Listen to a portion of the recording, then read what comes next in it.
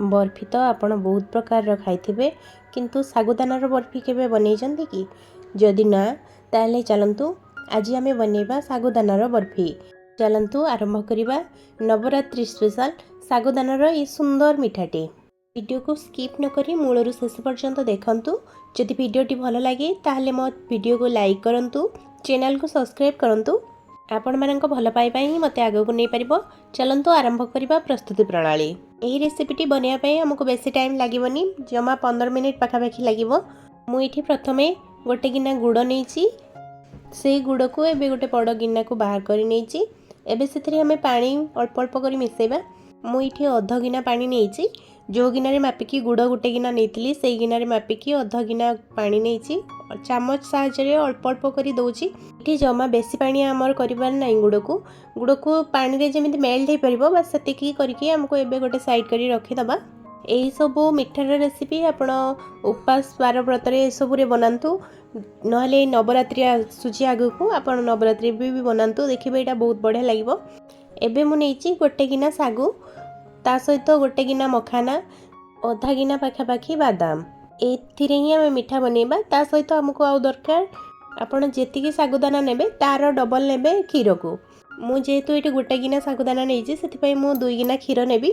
चलतु ए सब को एबे साइड कर नबा। एबे देखंतु मु 2 गिना क्षीर नहीं, मुझे फुल क्रीम क्षीर नहीं। आप नॉर्मल जो क्षीर भी नहीं पारे। मु आगु जेहेतु ये सिल्वर पात्रटीर क्षीर गरम करी मु पुणी से पात्र क्षीर को नहीं जाइए। मुझे क्षीर को आगु गरम कर नहीं। आपण कंचा क्षीर भी नहीं पारे कहीं आम या गरम करवा। क्षीर को आम अधा है पर्यंत फुटेबा। चलतु एबे गोटे साइड कर नबा क्षीर को, आउ गोटे साइड रे बसई नबा गोटे करई से देदेबा। एबे सागुदाना को आम क्षीर को गोटे साइड रे बसई नहीं कहीं यहाँ क्षीर फुटिकी कम होगापाई टाइम लगे। ता भितर आमर ये सब जिनस रेडी हो। एमितिरे भी क्षीर को आमर एबे दरकार नहीं, आम शेष क्षीर को ही यूज करवा। सागुदाना को आमको भल भाव में भाजबार अच्छी। निहाती 10 मिनिट पाखापाखी आम सागुदाना को भाजवा। सागु को भाजला बेले आप गैस फ्लेम को लो रखिए, नहले कि सागु पोड़ी जापे। मुझे सुखिला सागु नहीं, यहाँ पानी रे भिजा है। सागुदाना को किसी समय गैप दे दे मझे मझे गोले नौथे, नहले यहाँ तलू लाल होपर हो भल लगे। यार आम कलर जमा चेंज करवानी, खाली एमती भाजी नवा। ता सहित देनी बादाम को, ता सहित आम जो रखी थे मखाना को एबे सबको देदेबा। सबको देला परे पुणी भल भाव में भाजवा। आपण भावुवे जे आप जानवे केमिति जे एटा हैला कि नहला। आपण आगु को 5 मिनिट पाखापाखी भाजिला परे सेथिरे देदेबे बादाम और मखाना को। से सबको देला परे आपण को भल भाव में भाजबार अच्छी। जे पर्यंत बादाम भल भाव में भाजी हैनी से पर्यंत आपण ए सबको भल भाव में भाजुथिबे।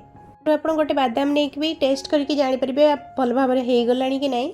नहले आपण मखाना को भी नहीं चेक करेंगे कहीं मखाना भाजी हो गला भल भाव में गुंड हो जाए। देखो मुझे हाथ में भी गुंड करके देखा आपन को। यहाँ कंचा जिते थी भजा ही न था से जमा भी भांगेनी। खानाटा भल भाव में भाजी हो सारा ही गुंड हो जाए भल भाव में। ये सब जिनस को भाजबार 10-12 मिनिट हो गला। एबे आम गैस फ्लेम को ऑफ कर नबा। एबे को किसी समय पे ठंडा होगापाई छाड़ा। ठंडा है आम नेक्स्ट स्टेप को जीवा। ये आमर किसी समय हो गला।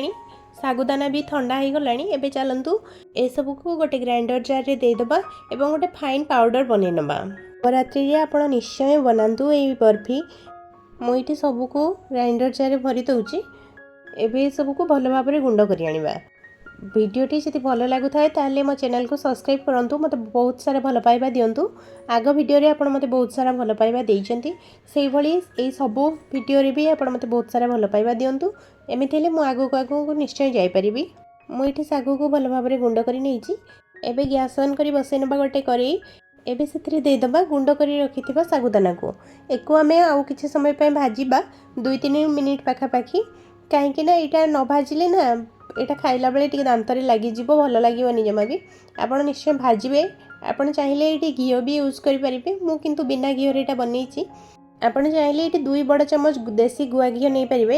ଗୁଆ ଘିଅ ଦେବା ଦ୍ୱାରା ବି ୟାର ଟେଷ୍ଟଟା ବହୁତ ବଢ଼ିଆ ଆସିବ। ମୁଁ କିନ୍ତୁ ଏଇଟା ଖାଲି ୟାକୁ ଭାଜି ନେଇଛି। ଏଇଠି ଏଇସବୁ ଜିନିଷକୁ ଭାଜିବାର 2-3 ମିନିଟ୍ ହେଇଗଲାଣି। ଏବେ ସେଥିରେ ଆଡ଼୍ କରିଦେଇଛି କ୍ଷୀର। ମୋର ଏଇଠି କ୍ଷୀର ପୁରା ଅଧା ହେଇଯାଇଥିଲା। ଏଇଠି ଅଳ୍ପ କିଛି ଆପଣ ମିଲ୍କ ପାଉଡ଼ର ବି କ୍ଷୀର ସହିତ ଆଡ଼୍ କରିକି ଦେଇପାରିବେ। ମୁଁ କିନ୍ତୁ ଏଇଟା ଖାଲି ବନେଇଛି। ଖାଲିରେ ବି ଏଇଟା ବହୁତ ଭଲ ଲାଗେ। ମିଲ୍କ ପାଉଡ଼ର ଯଦି ଆପଣଙ୍କ ପାଖରେ ଅଛି ତାହେଲେ ନିଶ୍ଚୟ ଆଡ଼୍ କରନ୍ତୁ। ଦେଖିବେ ଏଇଟା ବହୁତ ଆଉ ଟିକେ ଟେଷ୍ଟ ଅଧିକା ବଢ଼େଇ ଦେବ। କ୍ଷୀରକୁ ଦେଲା ପରେ ଆପଣ ପୁରା କଣ୍ଟିନ୍ୟୁଅସଲି ଗୋଳେଇ ଚାଲୁଥିବେ, ନହେଲେ ଏଇଟା ମୁଣ୍ଡା ହେଇଯାଇପାରେ। ମୋର ଏଠି କ୍ଷୀର ସହିତ ପୁରା ଶାଗୁ ପାଉଡ଼ର ପୁରା ମିଶିଗଲାଣି। ଏବେ ସେଥିରେ ଆଡ଼୍ କରିଦେଇଛି ଭିଜେଇ ରଖିଥିବା ଗୁଡ଼କୁ। ଏଇଠି ଗୁଡ଼ ବି ଆମର ଭଲ ଭାବରେ ମେଲ୍ଟ ହେଇଯାଇଥିଲା। ଏବେ ସେଥିରେ ଦେଇଦେବା ଗୁଡ଼ ପାଣିକି ଏବଂ ତାକୁ ଭଲ ଭାବରେ ମିଶାଇବା। ଭଲ ଭାବରେ ତାକୁ ଗୋଳେଇକି ଭଲ ଭାବରେ ମିଶାଇ ନେବେ। ଦେଖନ୍ତୁ ମୁଁ ଏଇଠି ବି ବହୁତ ଭଲ ଭାବରେ ମିଶାଇ ନେଇ ସାରିଲିଣି। ଯେତେ ପର୍ଯ୍ୟନ୍ତ ଏଇଟା କରେଇ ଭଲ ଭାବରେ ନ ଛାଡ଼ିଛି ଆପଣ ସେତେ ପର୍ଯ୍ୟନ୍ତ ଏକୁ କୁକ୍ କରୁଥିବେ। ଆମେ ଘିଅ ଦେଇନାହାନ୍ତି ସତ, କିନ୍ତୁ ଏଇଟା ବହୁତ ଜଲ୍ଦି କରେଇ ଛାଡ଼ିବ। କାହିଁକିନା ଆମେ ଯେହେତୁ କ୍ଷୀର ୟୁଜ୍ କରିଛନ୍ତି, କ୍ଷୀରକୁ ବି ଫୁଟେଇକି ବହୁତ କମ୍ କରି ନେଇଛନ୍ତି। କ୍ଷୀରରେ ଯେଉଁ ଘିଅ ଅଂଶ ଅଛି ସେଥିରେ ଆମର ଏଇ ମିଠାଟି ବହୁତ ଭଲ ଭାବରେ ତିଆରି ହେଇଯାଇପାରିବ। ଏଇଠି ଦେଖନ୍ତୁ ମୋର ବହୁତ ଭଲ ଭାବରେ ଏଇଟା ହେଇଗଲାଣି। ଏଇଟା ଜମା ବି ଆଉ କରେଇରେ ଲାଗୁନି, ଦେଖିକି ଆପଣ ଜାଣିପାରୁଥିବେ। ଏତିକିରେ ହିଁ ଆପଣ ଗ୍ୟାସ୍ ବନ୍ଦ କରିଦେବେ, କାହିଁକିନା ଏଇଟା ଆଉ ଯଦି ବେଶୀ ସମୟ କରିବେ ନା ବେଶୀ ଟାଣ ହେଇଯିବ ମିଠାଟି। ଏବେ ଗ୍ୟାସ୍ର ଫ୍ଲେମ୍କୁ ଅଫ୍ କରିଦେବା। ଏଇଠି ଗୋଟେ କେକ୍ ଟିନ୍ ନେଇଛି। ଏବେ ସେଥିରେ ଦେଇଦେଇଛି ଗୋଟେ ଆଲୁମିନିୟମ୍ ଫଏଲ୍, କାହିଁକିନା ମୋ ପାଖରେ ନଥିଲା ବଟର୍ ପେପର୍। ଯଦି ଆପଣଙ୍କ ପାଖରେ ବଟର୍ ପେପର୍ ଅଛି ତାହେଲେ ଆପଣ ବଟର୍ ପେପର୍ ଲଗାଇ ନିଅନ୍ତୁ। ନହେଲେ ଏଇଟା ନର୍ମାଲି ଖାଲି ବି ଆପଣ ଚାହିଁଲେ ଯେକୌଣସି ପ୍ଲେଟ୍ରେ ହେଉ କିମ୍ବା ଯେକୌଣସି ଜାଗାରେ ବି ଏଇଟା ବନେଇ ପାରିବେ। ମୁଁ ଏଇଠି କେକ୍ ଟିନ୍ ନେଇଛି। ହଁ, ମୁଁ ଏଇଠି ଆଉ ଗୋଟେ କଥା କହିବି ଯେ ଆପଣ ଯେତେବେଳେ ପ୍ରଥମେ ଗ୍ୟାସ୍ ଅନ୍ କରି ଭାଜୁଥିବେ ଯେଉଁ ଟାଇମ୍ରେ ଶାଗୁଦାନାକୁ, ସେଇ ଟାଇମ୍ ହିଁ ଆପଣ ଗୋଟେ ପ୍ଲେଟ୍ ହେଉ ଯେକୌଣସି ଜାଗା ସେଟ୍ କରିକି ରଖିଥାନ୍ତୁ। କାହିଁକିନା ମୁଁ ଯେହେତୁ ଟିକେ ଲେଟ୍ କରିଦେଲି, ସେଥିପାଇଁ ମୋର ଏଠି ଟିକେ ଉପରୁ ଦେଖିକି ଜାଣିପାରୁଥିବେ ଯେ ଏଇଟା ଟିକେ ହେଇଗଲାଣି। ମୋତେ ସେଇଥିପାଇଁ ହାତରେ ପ୍ରେସ୍ କରିବା ପାଇଁ ପଡ଼ିଲା। କିନ୍ତୁ ଆପଣ ସାଙ୍ଗେ ସାଙ୍ଗେ ଯଦି ଢାଳି ଦେବେ ନା ଏଇଟାକୁ, ତାହେଲେ ଆପଣ 2-3 ଥର ତଳେ ଟ୍ୟାପ୍ କରି ନେବେ, ଦେଖିବେ ସେ ଉପରୁ ବି ସମାନ ହେଇଯିବ। ଏବେ ଏ ମିଠାକୁ ଆମେ ବାହାରେ କିଛି ସମୟ ପାଇଁ ରଖିବା। ଏଇଟା ଥଣ୍ଡା ହେଇଗଲା ପର୍ଯ୍ୟନ୍ତ। ଥଣ୍ଡା ହେଇଗଲା ପରେ ଏଇଟା ପୁରା ସେଟ୍ ହେଇଯାଏ। ଏବେ ଦେଖନ୍ତୁ ମୋର ବି ଏଇଠି 2 ଘଣ୍ଟା ପାଖାପାଖି ହେଇଗଲାଣି। ମୁଁ ଏବେ ଗୋଟେ ପ୍ଲେଟ୍କୁ ବାହାର କରି ନେଇଛି। ଏବେ ସେଇ ଆଲୁମିନିୟମ୍ ଫଏଲ୍କୁ ବାହାର କରି ନେବି। ମିଠାଟିକୁ ସୁନ୍ଦର ଦେଖାହେବା ପାଇଁ ମୁଁ ଏଇଠି କିଛି ଆଲମଣ୍ଡ ଆଉ କିଛି ପିସ୍ତାକୁ ନେଇଛି, ଛୋଟ ଛୋଟ କରି କାଟି ନେଇଛି। ଆପଣ ଦେଖିକି ଜାଣିପାରୁଥିବେ ମୁଁ ଆଲମଣ୍ଡକୁ 2 ଖଣ୍ଡ କରି ନେଇଛି ଏବଂ ପିସ୍ତାକୁ ଛୋଟ ଛୋଟ କରି କାଟି ନେଇଛି। ଏଇଠି ଦେଖନ୍ତୁ ମୁଁ ମିଠାକୁ ଏବେ ବର୍ଫିର ସେପ୍ ଦେଇଦେଇଛି। ଆପଣ ଆପଣଙ୍କ ହିସାବରେ ଯେକୌଣସି ସେପ୍ ବି ଦେଇପାରିବେ। ମୁଁ ଏଇଠି ସଜେଇ ନେଉଛି ସବୁ ଆଲମଣ୍ଡକୁ ଏବଂ ତା ସହିତ କିଛି ପିସ୍ତାକୁ। ଏଇଟା ପୁରାପୁରି ଅପସନାଲ୍। ଏଇଟା ସୁନ୍ଦର ଦେଖାହେବା ପାଇଁ ମୁଁ ସଜେଇ ନେଇଛି। ଆପଣ ଚାହିଁଲେ ସଜେଇ ପାରନ୍ତି, ନହେଲେ ନାହିଁ। ଏବେ ମିଠାଟି ସୁନ୍ଦର ଦେଖାଯାଉଛି ନା? ଆପଣ ନିଶ୍ଚୟ ଟ୍ରାଏ କରନ୍ତୁ, ଦେଖିବେ ଏଇଟା ବହୁତ ହିଁ ଭଲ ଲାଗିବ। ଏହି ମିଠାଟିକୁ ଆପଣ 2-3 ଦିନ ପର୍ଯ୍ୟନ୍ତ ଫ୍ରିଜ୍ରେ ଷ୍ଟୋର୍ କରିକି ରଖିପାରିବେ। ଏବେ ଦେଖନ୍ତୁ ଆମର ରେଡ଼ି ହେଇଗଲା ଶାଗୁଦାନାର ବର୍ଫି। ଆପଣ ଏହି ନବରାତ୍ରିରେ ନିଶ୍ଚୟ ବନାନ୍ତୁ ଏବଂ ଆପଣଙ୍କ ମତାମତ ମୋ ସହିତ ସେୟାର କରନ୍ତୁ। ଭିଡ଼ିଓଟି ଯଦି ଭଲ ଲାଗିଥାଏ ଲାଇକ୍, କମେଣ୍ଟ, ସେୟାର କରିବା ପାଇଁ ଭୁଲିବେ ନାହିଁ। ମୋ ଚ୍ୟାନେଲକୁ ସବସ୍କ୍ରାଇବ୍ କରିବେ। ରହିଲି, ଦେଖାହେବା ପୁଣି ଗୋଟେ ନୂଆ ଭିଡ଼ିଓରେ। ଆପଣଙ୍କ ଭଲ ପାଇବା ହିଁ ମୋତେ ଆଗକୁ ନେବ। ରହିଲି, ଜୟ ଜଗନ୍ନାଥ।